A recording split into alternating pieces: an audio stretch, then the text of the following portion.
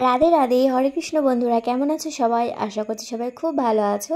এই যে দেখো, আমি আর আমার মদন সোনা কোথায় যাচ্ছি বলো তো। আজ আমি মদন সোনাকে নিয়ে যাচ্ছি হলো আমার বাড়িতে।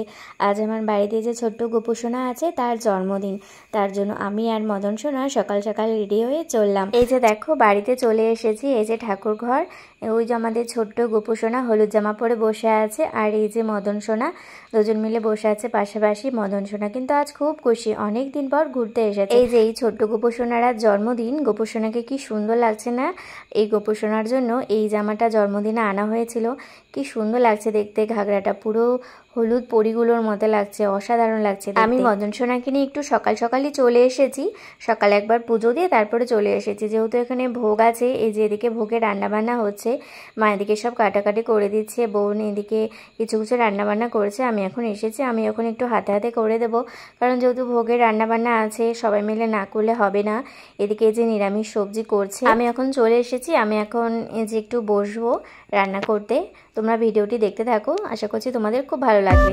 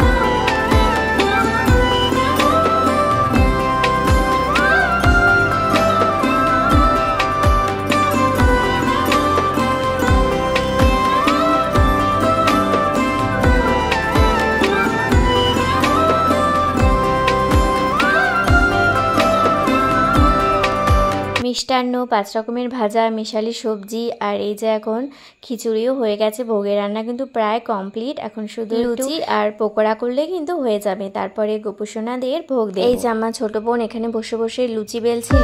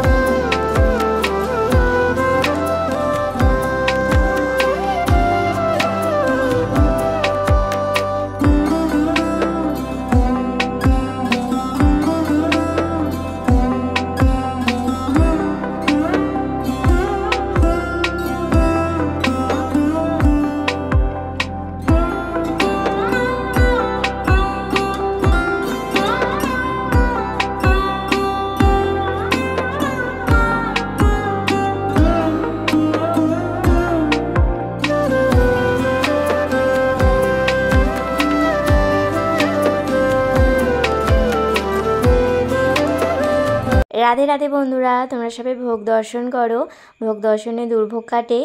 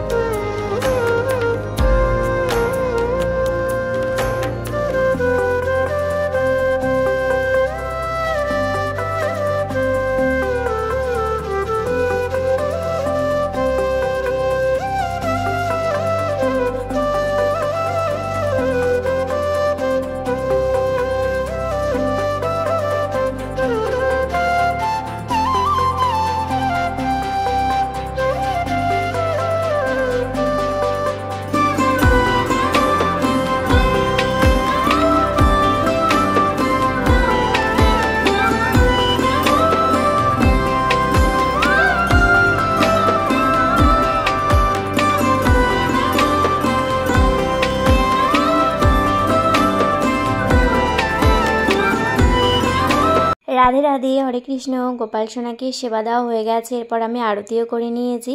এখন গোপাল সোনাকে সেবা দিয়ে দিয়েছি, আমি চলে যাব একটু পরে। যাবার ফিরে এসেছি, প্রসাদ উঠিয়ে নিয়েছে। যে দেখো আমার গোপু সোনাকে তোমাদেরকে দর্শন করিয়ে দিচ্ছি। এই যে দেখো, আরও একবার বলছি, এই ছোট্ট গোপু সোনার জন্মদিন। তোমরা কিন্তু ছোট্ট গোপু সোনাকে অবশ্যই জন্মদিনের শুভেচ্ছা জানিও। আর কিছুদিন বাদেই তো জন্মাষ্টমী আসছে, তার আগেই আমাদের বাড়ির গোপু সোনার জন্মদিন।